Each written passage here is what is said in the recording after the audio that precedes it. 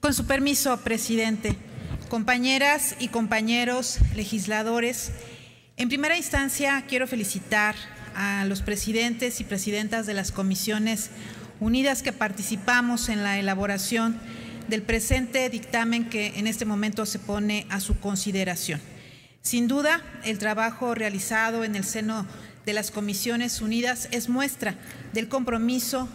que existe en quienes integramos las mismas para aportar un producto legislativo que realmente se convierta en un instrumento que garantice plenamente los derechos de los niños y niñas mexicanos. El dictamen que hoy discutimos es consecuente con la reforma constitucional publicada el 10 de junio de 2011 en materia de derechos humanos. Es precisamente a partir de esta reforma que México establece las bases para ir avanzando a la consolidación de un Estado constitucional y democrático de derecho. Y esta ley no podía sino retomar los principios plasmados en dicha reforma a fin de garantizar plenamente los derechos de los niños, niñas y adolescentes. Posteriormente también es importante referirnos a la reforma a los artículos 4 y 73 de la Constitución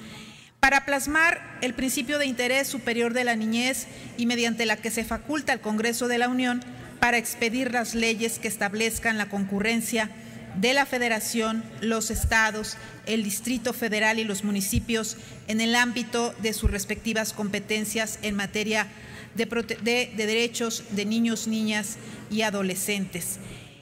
De esta forma, la reforma al artículo 4 constituye un parteaguas en el camino por contar con una legislación a favor de los derechos de la niñez. En este contexto es en el que esta soberanía recibe la iniciativa del titular del Ejecutivo Federal a través del mecanismo de iniciativa preferente.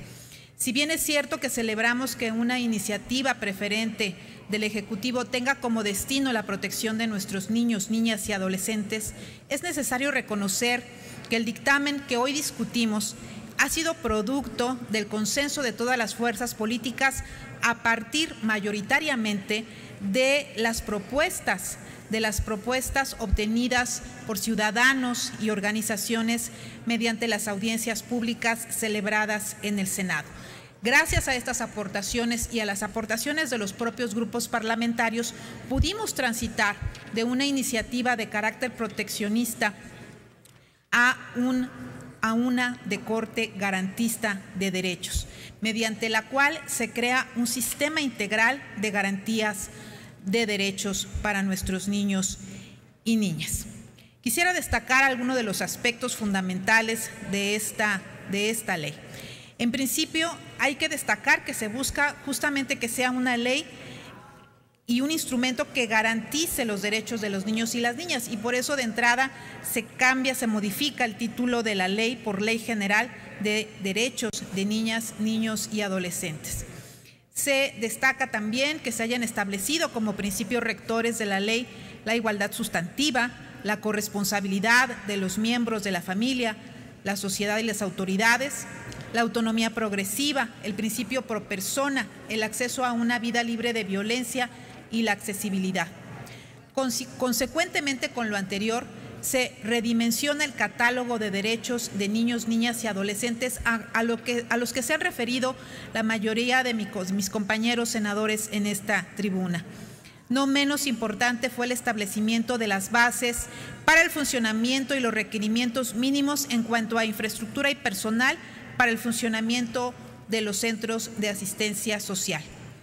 En el trabajo de perfeccionamiento de este documento es justo destacar que se han establecido normas para asegurar las previsiones presupuestarias necesarias para garantizar que se cumpla con los preceptos enmarcados en este proyecto de decreto. Esto era fundamental y una de las principales observaciones de organizaciones, de ciudadanos y también de los diversos grupos parlamentarios. En materia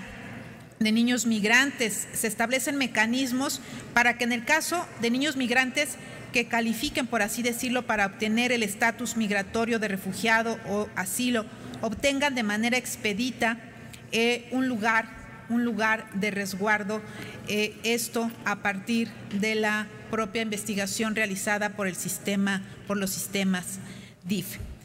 Finalmente, para asegurar una adecuada protección de los derechos de niñas, niños y adolescentes, se crea el Sistema Nacional de Protección Integral como instancia encargada de establecer instrumentos, políticas, procedimientos, servicios y acciones de protección de los derechos de niñas, niños y adolescentes. En dicho sistema confluirán todas las instancias involucradas en el tema. Hoy vivimos una situación compleja en nuestro país por la violencia imperante que ha dañado y lastimado el tejido social. Una de las víctimas más visibles lo son nuestros niños y niñas migrantes abusados en sus derechos, niños y niñas violentados en sus propios hogares, niños y niñas utilizados por la delincuencia, niños y niñas en situación de calle, niños y niñas explotados laboralmente, niños y niñas que no pueden acceder a las mismas oportunidades por su condición de discapacidad, niños y niñas que están carentes de derechos. Es fundamental que esta soberanía, en la medida de sus posibilidades y en base a sus propias atribuciones, generen instrumentos para que con la participación de todos los poderes públicos y los niveles de gobierno iniciemos la ruta para cambiar esa realidad. Por ello, los exhorto a votar a favor del presente dictamen en el entendido de que estaremos dando las bases legales para un sistema que promueva, proteja y garantice los derechos de la infancia y de la adolescencia. Es cuanto, presidente. Muchas gracias por su atención.